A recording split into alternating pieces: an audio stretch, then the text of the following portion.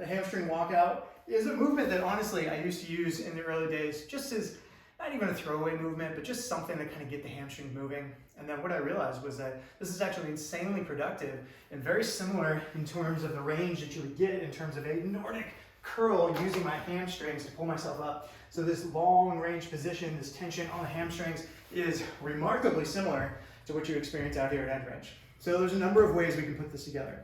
The first is just little walks.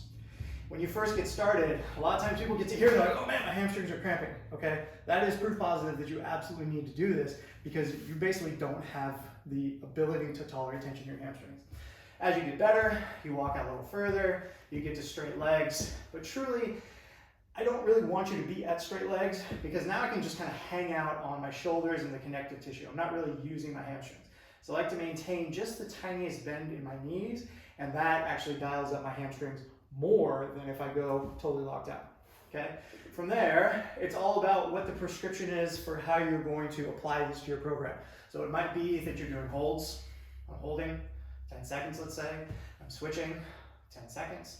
It might be that I'm walking them out and getting a hold and then walking back and then getting a hold on the other side. It might be that I'm doing some hops, conditioning my hamstrings even further. It might be that I'm doing tiny little steps. There's a ton of play that you can utilize here to basically get some juice for the squeeze out of this movement. But in general, lay down, turn your toes up, walk the hamstrings out, go to a tolerable level of tension, bring it back in, and then whatever the specific instructions imply, you're adding that on top.